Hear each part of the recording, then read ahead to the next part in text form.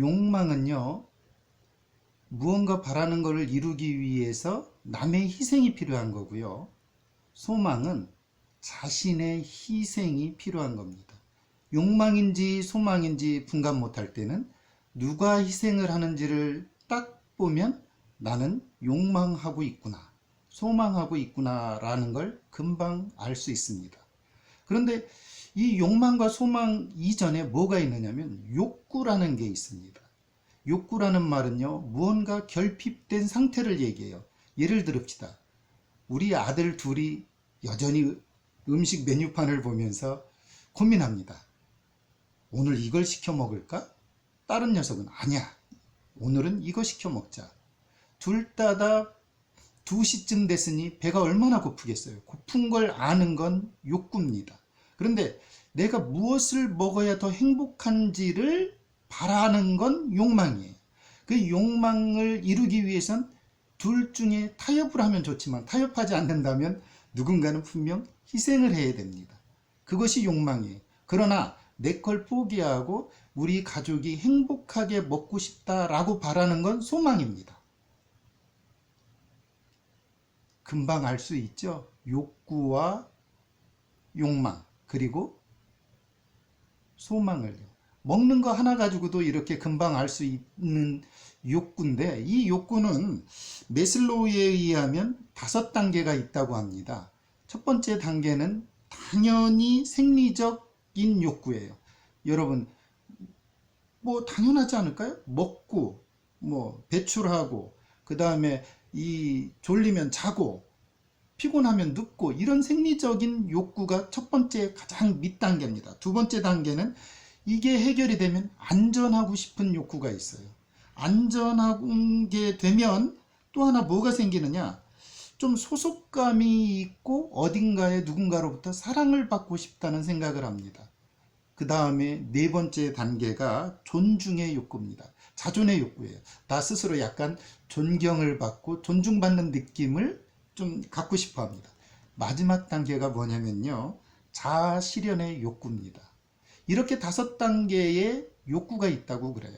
이 맨 밑에인 생리적인 욕구와 안전의 욕구는 결핍의 욕구일 뿐이고요. 맨 위에 2단계인 자아 실현과 존중의 욕구는 생성의 욕구입니다. 그러나 그 중간 소속감과 사랑의 욕구는 관계의 욕구일 뿐이에요. 그렇지만 이 관계의 욕구는 위에도 포함되고 아래에도 포함될 수 있습니다. 이 메슬로우의 욕구의 5단계를 알게 되면 지금 내가 생리적인 걸 또는 안전인지 소속감인지 자존감인지 아니면 어떠한 자아실현의 욕구인지, 이 욕구의 5단계를 들여다보면서 욕망을 하게 되는 거죠. 그 욕구를 가장 아름다운 단계로 충족시키고 싶어 하거든요. 그걸 우리는 욕망이라고 그럽니다. 이 아들들 둘이 무엇을 먹을까 메뉴판을 보면서 고민하는 모양새가 꼭 수능시험지보다 더 고민합니다. 아, 나 오늘 이걸 먹을까? 저걸 먹을까? 이 친구들 아주 먹고 싶은 거 물색하느라고 부모는 안중에도 없습니다. 오늘 한번 이 한자를 통해서 의미가 담긴 말 물색하다까지 한번 알아볼까요? 그럼 글자를 좀 한번 알아보도록 하겠습니다. 하고자 할 욕자는요, 이렇게 골짜기와 골짜기의 입구가 확 열려있는 골짜기 곡자고요. 이렇게 입을 벌리고 하품하는 글자가 표현해서 된 하품음자입니다. 이 하고자 할 욕자가 도금이 이을속과 같은 계열입니다. 그래서 자형적 의미는요, 입을 크게 벌리고 계속 달라고 하다가 원뜻입니다. 여기에서 알 수 있는 건 식욕을 알겠죠? 제비들 보면 입을 쫙 벌리고 있잖아요.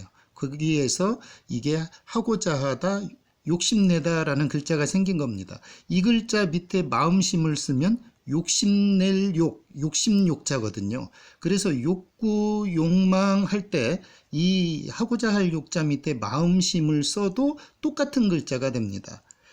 이 구할 구자를 보면요, 이렇게 털옷을 입고 있는 모양입니다. 그 모양이 점점 간단히 돼서 구할 구자가 됐는데요. 원래는 구할 구자의 본래의 뜻은 가죽옷 구자였습니다.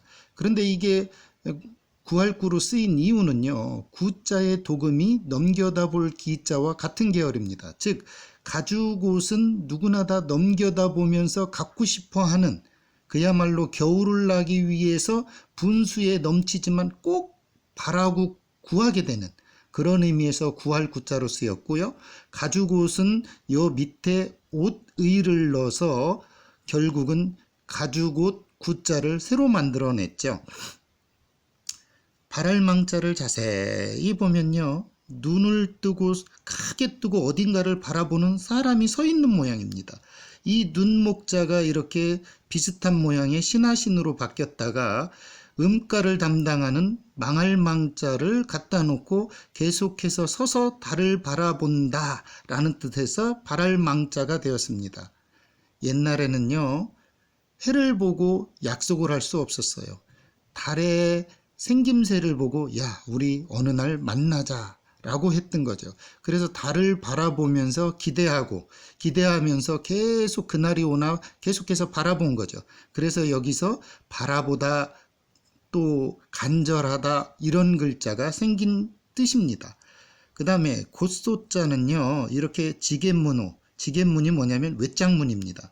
외장문 호자와 도끼근이 합쳐져서 원래는 외장문을 열려있는 형태처럼 도끼를 쾅 찍는다는 데서 벌목하는 소리 또는 벌목하는 모양이었습니다. 그러다가 곧 찍힌 곧으로 쓰였는데요. 그건 이유가 왜 그러느냐? 고처와 음가가 같은 계열에서 그러면 우리 같이 뜻을 나누어 쓰자 해서 곶소자로 쓰였죠. 여기에서도 알 수 있지만 모든 한자는 물색해서 찾아야 제대로 써야 됩니다. 이 의미가 담긴 말 물색도 좀 한번 알아볼까요? 원래 이 물색은요, 물마와 생마에서 따온 물색입니다. 이 무슨 얘기냐면 옛날에 4마리가 끄는 수레를 모는 일들이 흔했습니다. 전쟁 문화니까. 요즘 말로 말하면 배기량이 좋은 차죠. 이때 색깔이 같은 말을 고르는 걸 생마라고 그랬고, 힘이 거의 비슷한 말을 고르는 걸 물마라고 그랬습니다. 색이 같지 않으면 혼란스럽고요. 힘이 같지 않으면 약한 쪽으로 수레가 기울어서 넘어지곤 했거든요. 그래서 수레를 모는 사람은 무조건 물색을 먼저 해야 됐던 거죠. 그런 데서 물색이라는 단어가 나왔습니다. 지금이야 물색하다라는 뜻은 여러 것 중에 좋은 것을 찾아내다라는 뜻으로 쓰이지만요, 예전에는 그게 아니었다는 거죠. 많은 것 중에서 꼭 알맞은 물건 또는 사람을 고른다는 요즘의 뜻이 된 이유는 말을 고르는 그 신중함에서 오지 않았을까요? 여러분도 말의 신중을 물색해 보시는 건 어떨까요?